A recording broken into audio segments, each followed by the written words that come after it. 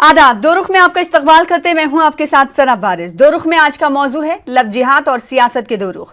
Love जिहाद, गुज़िश्ता कई सालों से ये लफ्ज सुर्खियों में है, लेकिन मौजूदा वक्त में इस लफ्ज पर बहस व तकरार को तक़वियत मिली है। वजह है बीजेपी इक़्तिदार वाली रियासतों का लव जिहाद को लेकर कानून बनाने की तैयारी करना।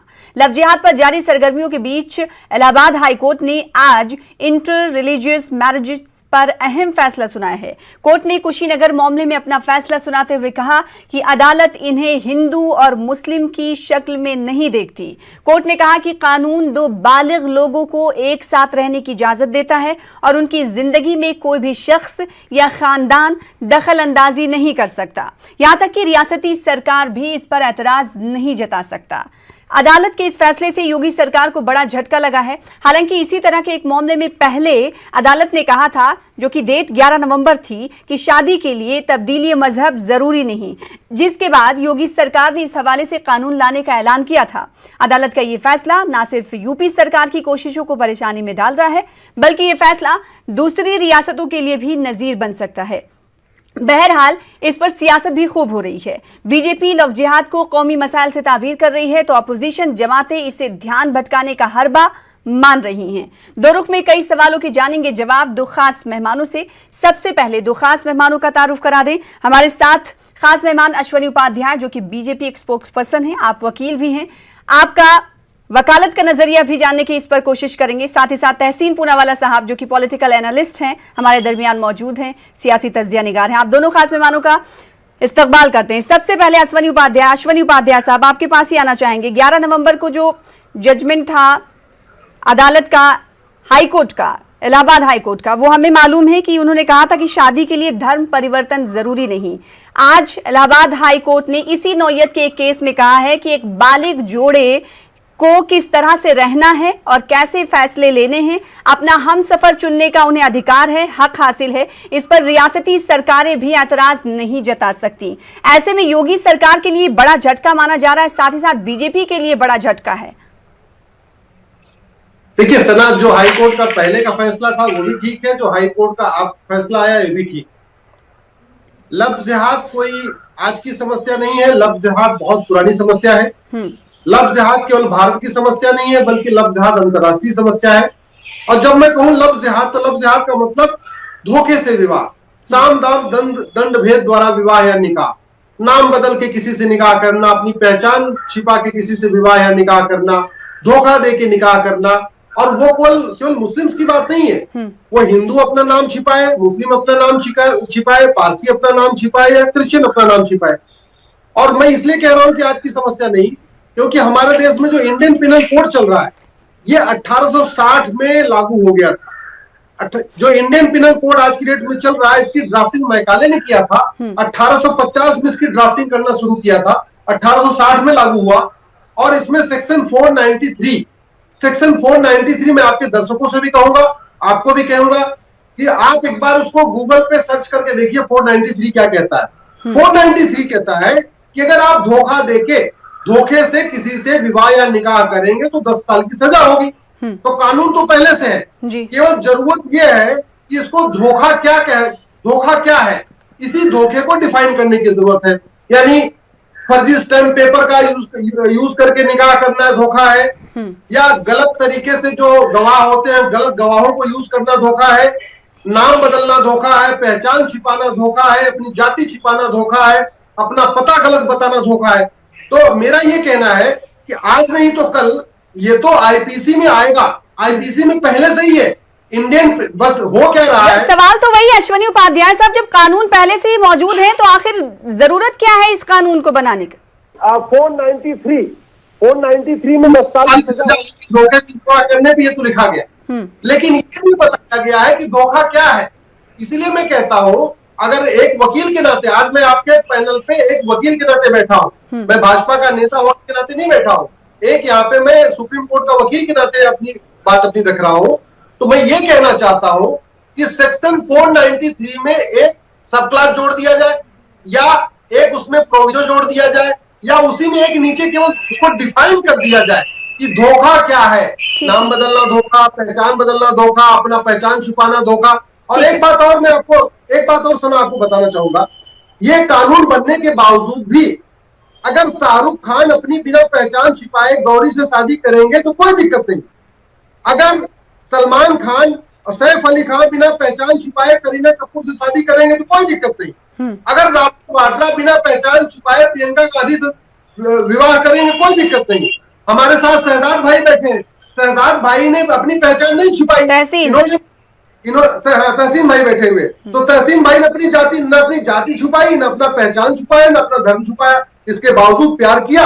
इनका प्यार एकदम बढ़िया फली फूल हो रहा है, हमारा भी आशीर्वाद है। तो मैं ये कह रहा हूं, प्यार सच्चा है, सच्चे मन से करो, अपना नाम मत छिपाओ, अपनी पहचान मत छिपाओ, अपना हुलिया मत बदलो, अपना धर्म मत बदलो, अपने अपने धर्म का पालन करते हुए। अब तहसीन भाई अपने धर्म का पालन करते हैं, इनकी पत्नी अपने धर्म का पालन करती है, दोनों मुद्दे के साथ रह रहे। ठीक है, सवाल ये उठता है अश्वनी उपाध्याय साहब, सवाल तो यही उठता है ना कि आपने कहा कि धोखे में रखकर, इसके लिए भी कानून पहले से मौजूद है। सियासी मुबस्सिरीन का कहना है कि कोई जरूरत नहीं है इस तरह के लॉ के लाने की। कर्नाटक, यूपी, हरियाणा, एमपी, गुजरात में इस तरह के कानून लाए जा रहे हैं, लाए जाने की तैयारी की जा रही है। तहसीन पुणेवाला, आपके पास आना चाहूंगी। आज के जजमेंट को इलाहाबाद हाईकोर्ट के किस तरह से देखते हैं? क्या आपको लगता है कि सिर्फ यूपी सरकार के लिए झटका है, या फिर दूसरी रियासतों में लाए जा रहे वाले कानून के लिए ये नजीर साबित हो सकता है इस मामले को लेकर? अवल तो आपके शो में दोबारा से शिरकत करने का मौका मिला, आपका शुक्रगुजार हूं। भाई मेरे बहुत अच्छे मित्र है, बहुत अच्छी कानून की बात रखे उन्होंने, लेकिन मैं उसके पहले कुछ बात आपके सामने रखना चाहता हूं। ये जो डिबेट चल रहा है, ये किस एंगल से चल रहा है? ये इस एंगल से चल रहा है कि जो औरतें हैं, महिलाएं, इनमें अक्ल नहीं है अपने शौहर, अपने बॉयफ्रेंड, अपने प्रेमी को पहचानने में। मतलब कितनी आसानी से हम बोल देते हैं कि किसी ने उनको बेवकूफ बना दिया। मान लेते हैं कि मैं किसी से प्रेम करता हूं, मेरा तो प्रेम विवाह हुआ है, जैसे भाई साहब ने बताया, बिल्कुल सही। मान लेते कि मैंने, और ये सच बात है, मैंने प्रेम विवाह किया, तो क्या मेरी गर्लफ्रेंड उस वक्त की इतनी बेवकूफ थी कि मेरा उसने सोशल मीडिया पेज चेक नहीं किया, हमारे कोई कॉमन फ्रेंड्स नहीं, क्योंकि प्रेम की हम बात कर रहे हैं, दो फैमिली की बात नहीं कर रहे। जब उसके बाद परिवार में बात जाती है, मान लो मैंने बताया कि मैं एक हिंदू लड़का हूं, या उसने बताया कि वो मुस्लिम लड़की, मान लो एक मिनट, तो क्या परिवार में जब बात चलती है तो कोई कॉमन फ्रेंड्स नहीं निकलता? सोशल मीडिया पे कॉमन फ्रेंड्स नहीं निकलता? क्या आप एक दूसरे का पासपोर्ट चेक नहीं करते? किसी भी शादी में, स्पेशली स्पेशल मैरिज एक्ट में, अगर प्रेम विवाह हो तो आधार आपका दिखाना कंपलसरी है। आधार में यही मौजूदा सरकार ने एफिडेविट पे दिया था सुप्रीम कोर्ट पे कि Aadhaar absolutely genuine, is not proof of citizenship but this proof of identity. तो आधार बताना कंपलसरी, यानी कि या तो सरकार के लिए आधार इसका अलग बनता है, इसके लिए आपको 2 आईडी प्रूफ देने पड़ते हैं। तो आप मुझे बताइए कि जब मैं अपने घर का प्रूफ दे रहा हूं सरकार को, क्योंकि कोर्ट में होती है, आधार दे रहा हूं, पासपोर्ट दे रहा हूं, तो क्या वो लड़की बेवकूफ है कि मैं उसको बेवकूफ बना सकता हूं? क्या आप, अगर कोई मेरी गर्लफ्रेंड है, वो मेरे कॉमन फ्रेंड्स को नहीं पहचानेंगे? हमारे कॉमन फ्रेंड्स नहीं होते? प्यार क्या होता है? प्यार क्या होता है? प्यार यही होता है ना, जहां आप कहीं किसी को मिलते हो या सोशल मीडिया पे, तो कुछ कॉमन फ्रेंड्स होते हैं, आप एक दूसरे के बारे में जानते हो, पहचानते हो कौन है। क्या कैसे आप इस चीज को छुपा सकते हो? पहली बात, इसको छोड़ दी। तो ये कहां से आता है कि लड़कियां गाय है, उनमें अक्ल नहीं है, जहां आदमी उनको ले जाए चारा दिखाकर ये लड़कियां जाती है। ये आरएसएस की सबसे पहली आरएसएस की बुनियाद है। इसलिए आज तक आरएसएस में कोई लड़की शामिल नहीं हुई, कोई आरएसएस की मुखिया नहीं बनी लड़की, और कोई औरत आरएसएस की प्रधानमंत्री नहीं बन सकती, आरएसएस में औरतें नहीं। दूसरी बात, अब भाई साहब ने कहा कानून की बात, आपने बिल्कुल सही कहा था। 366 सेक्शन 366 पोस्ट मैरिज है, यानी साम दाम। अगर मैं किसी पे बंदूक रखते शादी कराता हूं, 366 से 10 साल की जेल, 415 चीटिंग है, 383 एक्सटॉर्शन है, और 360 मर्डर है, और इन सब में मिनिमम 10 साल की सजा है, किडनैपिंग, और सबकी सजा मिनिमम 10 साल है। तो 5 साल की आप सजा क्यों कर रहे हो जब ऑलरेडी ये प्रावधान है? तो आप क्यों ये कर रहे हो? अपनी बात समाप्त करता हूं, क्योंकि आपको सिर्फ जहर फैलाना है, और आपके नजरों में लड़कियां कमजोर है, लड़कियां गाय है, चारा दिखाकर उनको बेवकूफ बना सकते हो। आप जवाब दीजिए। ठीक है अश्वनी उपाध्याय साहब, आप जवाब दीजिएगा, साथ ही साथ मेरे सवाल का भी जवाब दीजिएगा। आपने कुछ देर पहले कहा, उस वक्त मैंने रोका नहीं था क्योंकि बात पूरी हो जाए तो बेहतर रहता है। आपने कहा कि लव जिहाद के माने आपके नजदीक धोखा देना है। तो सरकार के पास कितने आंकड़े हैं धोखा देकर शादी करने वालों के? आप आंकड़े भी तो नहीं दे रहे ना। जिन जिन रियासतों में सरकार कोशिश में है कि ये लॉ बनाया जाए, ओन कानून लाया जाए, वहां पर कितने ऐसे केसेस सामने आए हैं? देखिए सना, पहली बात तो मैं आपको बताऊं, आप जरा 2 मिनट मुझे ध्यान से सुनिए। जो सरकार के पास आंकड़ा होता है, होम मिनिस्ट्री के पास, वो होता है एनसीआरबी का डाटा। एनसीआरबी का डाटा कौन सा होता है? जो थाने का डाटा। और थाने के पास कौन सा डाटा होता है? जो आईपीसी में जो चीजें डिफाइन है। क्योंकि लफ्ज जिहाद धोखे से पहचान छुपा के, नाम छुपा के, अपना मजहब छुपा के विवाह करना अभी तक डिफाइन नहीं है। बस मैं इसलिए तो कह रहा हूं, ये जो कानून यूपी बन रहा है बहुत अच्छा बना रहे, एमपी बनाने वाला बहुत अच्छा। अल्टीमेटली आपको 493 में ही अमेंड करना पड़ेगा, जैसे हमने 498A में क्रुएल्टी डिफाइन कर दिया। अब सारे दहेज के मामले 498 में जा रहे हैं, चाहे हिंदू हो, चाहे मुसलमान, पारसी हो, ईसाई। ऐसे ही 493 में एक सेंटेंस जिस दिन जोड़ दिया जाएगा, और बहुत जल्दी जोड़ा भी जाएगा क्योंकि आईपीसी का रिव्यू चल रहा है, तो उसी दिन बाकी स्टेट के कानूनों की कोई जरूरत ही नहीं होगी। ऑलरेडी 10 साल की सजा का प्रावधान है, केवल 493 में एक सब क्लॉज जोड़ने की जरूरत है, या 493A जोड़ दिया जाए, 493 में एक प्रोविजो जोड़ दिया जाए, बस वहां डिफाइन करने की जरूरत है। अब मैं आता हूं आपके विषय पे। मेरे घर में 2 अंग्रेजी का पेपर आता, 3 हिंदी का पेपर आता। कोई ऐसा दिन नहीं बीतता जिस दिन उसमें 2-4 ऐसी घटनाएं नहीं होती कि नाम ये था, ये बदल लिया, नाम ये था, ये बदल दिया। सर ऐसे थोड़ी ना होगा, आंकड़े सरकार के पास होने चाहिए, ऐसे थोड़ी ना मान लेंगे। एक पुख्ता आंकड़े आपको देने होंगे जिसके बिना पे देखिए कानून जब लाया जाता है जब बहुत सारे केसेस सामने आते हैं और सरकार ये बताती है कि इतने केसेस सामने आ रहे हैं, इसलिए हमें कानून बनाने की बेहद और अशद जरूरत है। बता रहा हूं, सुनिए तो। माइनॉरिटी कमीशन के वाइस चेयरमैन जॉर्ज कुरियन का ऑफिशियल स्टेटमेंट है, जो हमारे नहीं बल्कि पूरे देश भर के माइनॉरिटी कमीशन के चेयरमैन है, कि केरल में बड़े पैमाने पर लव जिहाद हो रहा है, क्रिश्चियन लड़कियों को कन्वर्ट किया जा रहा है। ऐसे ही 1-2 और भी वहां ऑथेंटिक डाटा आए हैं जिसमें नहीं, लेकिन कर्नाटक, देखिए यहाँ तो रियासती सरकारें कानून ला रही है। अगर केरल में हो रहा है तो केरल की सरकार तो इस हवाले से कोई कोशिश नहीं कर रही है। अगर केरल के हवाले से आप बोल रहे हैं तो फिर केंद्र सरकार को इस हवाले से कानून लाना चाहिए ताकि पूरे देश में ये लागू हो सके। ना बिल्कुल, आप सुन तो लीजिए जरा, 2 मिनट मुश्किल से 60 सेकंड चाहिए मुझे। मैं ये कह रहा हूं कि केरल में जो पिछले 5 साल में लव मैरिज हुई, उसमें पता चला कि 90% लड़कियां या तो क्रिश्चियन है या तो हिंदू है। मुस्लिम लड़कियों का तो उल्टा नहीं हो रहा है, जो इतना कन्वर्जन हो रहा है वो हिंदू लड़कियों। जिन रियासतों में कानून लाया जा रहा है हम उन रियासतों की बात कर लें तो बेहतर। सुनिए तो मैडम, आपको बता रहा हूं, सुनिए तो। चूंकि मैंने आपको बताया, चूंकि केरल में एक सेकुलर सरकार है, वो तो कानून बनाएगी नहीं लव जिहाद के खिलाफ। बंगाल में सेकुलर सरकार है, वो तो बनाएगी नहीं। कांग्रेस के जहां जहां शासन है वो तो बनाएगी नहीं, वो तो इसको मानते नहीं है। इसलिए कह रहा हूं, अल्टीमेटली सेंट्रल लेवल पे ये लव जिहाद की समस्या राष्ट्रीय समस्या है, इसलिए कानून भी राष्ट्रीय बनाना पड़ेगा। दवा तो सेंट्रल लेवल पे ही देनी पड़ेगी। और चूंकि आईपीसी का रिव्यू चल रहा है, मुझे लगता है जिस दिन आईपीसी का फाइनल स्टेज आएगा, जो फाइनल आईपीसी आने वाली है 2020 या 2021 में आएगी, उसमें यह कानून रहेगा, उसमें कोई चिंता करने की बात नहीं है। ठीक है, हम चिंता नहीं कर रहे, हम तो सवाल पूछ रहे हैं सरकार से। तहसीन पूनावाला साहब, आप कुछ कहना चाह रहे हैं? साथ ही उन्होंने कहा कि सेंट्रल लेवल पर इस हवाले से इकदाम उठाए जाएंगे। अगर बात यूनियन मिनिस्टर ऑफ स्टेट की कर लें, जी किशन रेड्डी ने, जो कि 5 फरवरी को उन्होंने पार्लियामेंट में लिखित रूप में कहा था एक सवाल का जवाब देते हुए कि no such case of love jihad has been reported by any of the central agencies.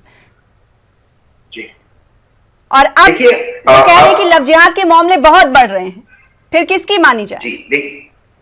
जी देखिए, ये वो हुकूमत है, ये वो वजीर आजम है, ये वो वजीर दाखिला है जो अगर झूठ और वजीर आजम आमने सामने आ गए तो झूठ शर्म से सर झुकाएगा और उनको रास्ता दे देगा।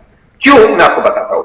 एनआईए का एक बहुत मशहूर केस, भाई साहब सुप्रीम कोर्ट के बहुत बड़े वकील है, माननीय चीफ जस्टिस दीपक मिश्रा जी के सामने था। एनआईए ने सब जांच की, सब कुछ किया, फिर उसने एफिडेविट भी दिया माननीय सुप्रीम कोर्ट में। वही एनआईए जो माननीय नरेंद्र मोदी जी हमारे वजीर आजम के नीचे थे कि लव जिहाद का कोई केस नहीं है।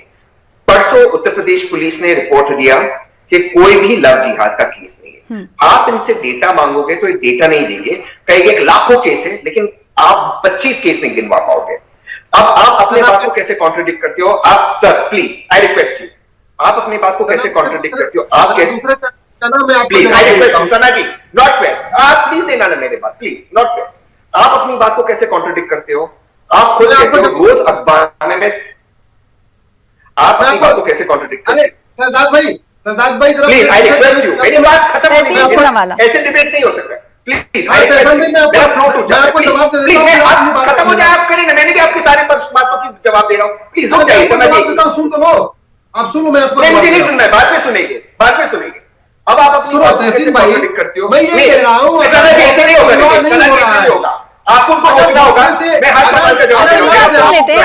आपको मौका दिया जाएगा अपनी बात रखने का। अश्विनी साहब, आपको मौका दिया जाएगा अपनी बात रखने का। सवाल किया है, सुन लेते हैं। ये बीजेपी प्रवक्ताओं की और बीजेपी सपोर्टर्स की एक बहुत चाल होती है, जब दूसरा आदमी फ्लो पे होता आप तोड़ते हो ताकि आवाम को बात समझ में नहीं। मैं संक्षेप में रिपीट करता हूं, आप कहते हो डेटा है, लेकिन सुप्रीम कोर्ट में आप कहते हो डेटा नहीं है, पार्लियामेंट में आप कहते हो डेटा नहीं है, टीवी चैनल पे आप आते कहते हो लाखों केस है, 25 केस के आप नाम गिना नहीं पाते हो। अब मैं अगली बात कराता हूं, आप कहते हो रोज के आप 2-3 केस पढ़ते हो अखबार में, ठीक है, आप अखबार में अगर 2-3 केस पढ़ते हो तो आप ही उसी टीवी चैनल पे उसी डिबेट में कहते हो, लेकिन हमारे पास स्टैटिस्टिक्स नहीं, क्योंकि पुलिस केस ने तो अखबार में कैसे आया आप वो भी बता दीजिए। लेकिन मैं आपसे 2 चीज करके अपनी बात समाप्त करना चाहता हूं। देखिए, जब आपने कहा कि लव जिहाद के केसेस नहीं है, तो क्या एनआईए और उस वक्त जो हमारे वजीर दाखिला था झूठ बोल रहे थे? दूसरी बात, आप कहते हो 493 को अमेंड करना। 493 एसेंशियली क्या है? 493 ये है कि मैं किसी महिला को प्रॉमिस करता हूं कि मैं उससे शादी करूंगा और उसके बहाने में सेक्सुअल इंटरकोर्स करता हूं। तो मान लो धोखे से शादी हो गई लेकिन सेक्सुअल इंटरकोर्स नहीं हुआ, तो लव जिहाद का केस नहीं होगा, अगर आपने अमेंड किया। वैसे 493 की सजा 10 साल है, लव जिहाद की 5 साल है, तो 493 ऑलरेडी है। एक लास्ट चीज, समझो एक गे आदमी है, वो आदमी गे है, लेकिन जबरदस्ती उसके परिवार ने उसकी शादी उस महिला से करा दी है, किसी महिला से करा दी, लेकिन वो गे है, तो क्या लव जिहाद का केस लगेगा कि नहीं लगेगा? आपके पास सिर्फ कम्युनलाइज करने के सिवा और कोई आंसर। ठीक है, अश्विनी उपाध्याय साहब, आपका जवाब। देखिए, पहले जब 3 तलाक के खिलाफ कानून बना, बोले 3 तलाक तो होता नहीं, कानून क्यों बना रहे? अरे भैया, 3 तलाक नहीं था, कानून बनने तो क्या फर्क पड़ता? अगर लव जिहाद नहीं हो रहा है, अगर पहचान छिपा के विवाह नहीं हो रहा है, निकाह नहीं हो रहा है, अगर अपना धोखा दे के विवाह नहीं हो रहा है, तो कानून 10 साल क्या 100 साल का अगर कानून बन जाए तो भी क्या फर्क पड़ता है? आप तो खुलेआम ये कहो कि अगर किसी की बहन बेटी को धोखे से विवाह किया जा रहा है, धोखे से निकाह किया जा रहा है, आप 100 साल का कानून बनाओ, मैं आपके साथ हूं, फिर समझ में आता है। आप तो इस कानून का विरोध कर रहे हैं, इसका मतलब आप लव जिहाद के समर्थक हो। आप चाहते हो कि बहन बेटियों के साथ धोखा हो, किसी की भतीजी को साथ धोखा हो, किसी की बहन के साथ धोखा हो, कि सबके साथ धोखा होता रहे, ये चलेगा नहीं। मुझे लगता है केंद्रीय स्तर पे कानून चाहिए, और आज नहीं तो कल बनेगा। तहसीन पुनेवाला, आपसे ये समझना चाहूंगी, जिस तरीके से आज जजमेंट दिया इलाहाबाद हाईकोर्ट ने, इस जजमेंट की डेप्थ को आप किस तरह से देखते हैं? लॉ का बेसिस क्या है? लॉ का बेसिस है कि यू आर इनोसेंट, आप बेगुनाह हो जब तक आप गुनहगार साबित नहीं होते। ऐसे थोड़ी कानून बनता है कि सब लोग गुनहगार है और सब लोग अपने आप को बेगुनाह साबित करें। दूसरी बात, बार बार आप अश्विनी भाई कह रहे मां बहन बेटी से धोखा नहीं होना चाहिए, बिल्कुल सही, लेकिन आप औरतों को क्यों समझते हो कि औरतों के साथ धोखा होगा? आप क्यों नहीं समझते कि औरतों में भी उतनी जागरूकता है कि वो अपने आप फाइंड आउट, यानी ये मानते हैं कि खवातीन की आजादी पर कहीं ना कहीं ये एक तरह से हमला है?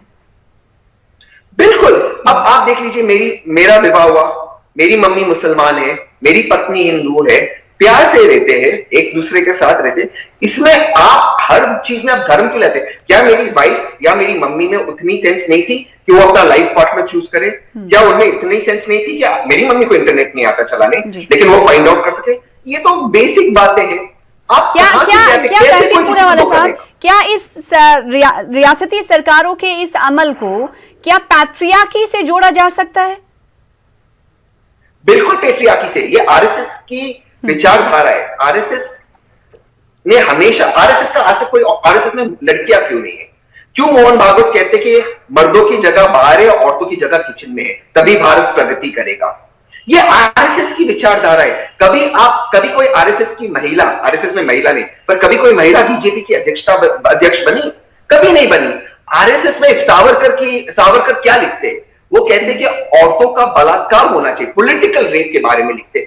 ये लोग औरतों को अपने से इंफीरियर समझते हैं। टोकन पोजीशन देने से औरतें ऊपर नहीं आएगी, औरतों को बराबर का दर्जा देना चाहिए। ये लोग कभी भी औरतों को बराबर का दर्जा नहीं दे सकते। ये औरतों को सिर्फ और सिर्फ ये समझते कि औरतों में अक्ल ही नहीं, वो कुछ फाइंड आउट ही नहीं कर सकते और सारे मर्द उनको धोखा देंगे। और 493 में दोबारा से कह दूं, ये वो प्रोविजन है कि सेक्सुअल इंटरकोर्स हो। अगर सेक्सुअल इंटरकोर्स नहीं हो तो 493 नहीं लगता है। तो फिर आप किसमें आप सवाल वही उठता है कि पहले से जो कानून मौजूद हैं, अब उस सजा का प्रावधान मौजूद है, अब फिर ये सरकार क्यों इस तरह के कानून लाने की बात कर रही है? और कई जो सियासी जमातें हैं ये लगातार तहसीन पूनावाला साहब इल्जाम लगा रही कि असल मुद्दों से भटकाने के लिए इस तरह के हरबे बीजेपी सरकार अपना रही है। ये किसी हद तक आप सही मानते हैं? इसीलिए कर रही है। आपकी जीडीपी -23.9 ऑफिशियली, अनऑफिशियली -30% है। आपकी इकोनॉमी पहली बार 50 साल में कॉन्ट्रैक्ट होने वाली है। बेरोजगारी बढ़ गई है। 2014 में एक एवरेज औसतम भारतीय जितना पैसे वाला था उससे 8 गुना ज्यादा गरीब हो गया नरेंद्र मोदी जी की हुकूमत में। लोगों की मृत्यु हो रही है और जो हमारे बैंक से पूरी तरह से खोखले हो जा रहे हैं। हर एक महीने के बाद एक बैंक कोलैप्स हो रहा है। अब इनके दोस्त लोग बैंकिंग में आ रहे, वो दोस्त लोग जिनके उन्होंने कर्जे माफ किए। तो आप सोचिए इन चीज से डाइवर्ट कैसा करें। डाइवर्ट करने का मतलब है औरतों की, हमारी हिंदू औरतें खतरे में है, हमें इनकी सुरक्षा करनी है, हिंदू मुस्लिम का विवाद बनाए ताकि उस पर डिबेट हो और इकोनॉमी पर डिबेट ना हो। देश इस वक्त कमजोर हो रहा है। आप सोचिए इस बात को, पहली बार 40 साल में हमारी इकोनॉमी कॉन्ट्रैक्ट हो रही है। बहुत बड़ी बात है। ठीक है, तहसीन पूनावाला साहब, आज के कोर्ट के जजमेंट को आप किस तरह से देखते हैं? आखिरी सवाल आपसे करना चाहेंगे, साथ ही ये जानना चाहेंगे आपसे कि जिस तरह से रियासती सरकारें बीजेपी की कोशिश में है कानून लाने की, इस जजमेंट का उन रियासतों पर क्या कुछ असर पड़ेगा? क्या लगता है कि यूपी सरकार के साथ साथ ही हाईकोर्ट का ये फैसला दूसरी रियासतों के लिए नजीर बनेगा? कुछ नहीं, जो बीजेपी की मौजूदा हुकूमत है उत्तर प्रदेश में, जो वजीर आला योगी आदित्यनाथ जी, ये बड़े बेशर्म लोग हैं, तो इन पे कुछ असर नहीं होगा, पहली बात। दूसरी बात, लेकिन जो हाईकोर्ट का फैसला था, माननीय हाईकोर्ट का, बिल्कुल सही था। The right to life, right to dignity, article 21 में मेरा फंडामेंटल राइट है और मुझे किस धर्म को फॉलो करना है, आर्टिकल 25 में ये मेरा फंडामेंटल राइट है। अगर बीजेपी की हुकूमत होती और बाबा साहेब आंबेडकर इस वक्त जिंदा होते, ये लोग बाबा साहेब आंबेडकर को भी देश विरोधी कहकर उनको भी ये लोग जेल में डालते। ये है बीजेपी की हकीकत। जी, जैसे कि हम जानते हैं तहसीन पूनावाला साहब कि स्पेशल मैरिज एक्ट पहले से ही मौजूद है, लव जिहाद की बात कर रहे हैं, इसका कानून लाने की बात कर रहे हैं, तो स्पेशल मैरिज एक्ट कहीं ना कहीं कमजोर होगा। कहीं मैंने स्पेशल मैरिज एक्ट में शादी की है, कोई कमजोर नहीं। आपको आधार कार्ड देना पड़ता है, आपको पासपोर्ट देना पड़ता है, आपको आईडी प्रूफ देना पड़ता है, आपके घर के एड्रेस का प्रूफ देना पड़ता है। तो कैसे, तो आप कोर्ट में गलत दस्तावेज कैसे दोगे, कहां से बनाओगे? और अगर गलत दस्तावेज बनते तो सबसे पहले नरेंद्र मोदी जी को निकालो वजीर आजम के पद से, क्योंकि सारे पोजीशंस उनके नीचे आते हैं। आधार बनाना ही सेंट्रल गवर्नमेंट का काम है, पासपोर्ट बनाना इनका काम है, कैसे बनेंगे? और आप एक चीज सना जी, आप सोचिए, किसी से अगर प्रेम भी हो, वो जब परिवार मिलेंगे, मान लो कि मैंने अपना नाम, मैं एक हिंदू, मैंने मुसलमान नाम लड़के, एक मुसलमान लड़की को मैं फंसाना चाहता हूं, इनकी थियोरी, या मैं मुसलमानों में एक हिंदू लड़की को फंसाना चाहता हूं, इनकी थियोरी। लेकिन जब दो परिवार मिलेंगे, जब लड़की ले जाएगी कि इनसे मैं शादी करना चाहती हूँ, विवाह करना चाहती हूँ, परिवार ढूंढेगा ना उस लड़के के बारे में, कुछ तो आप फीडबैक लोगे। ये तो कॉमन सेंस है, हमारे देश में फीडबैक तो होगा।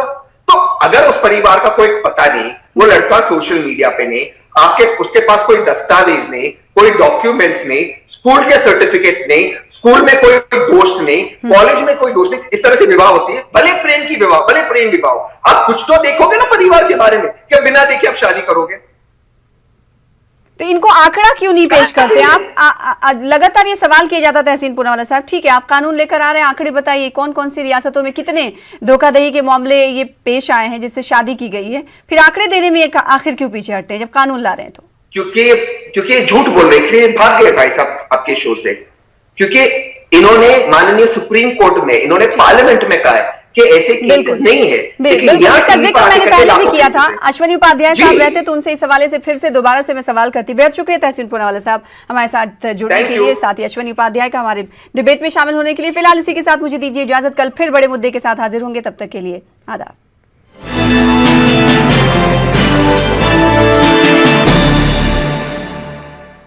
MDH बिरयानी मसाला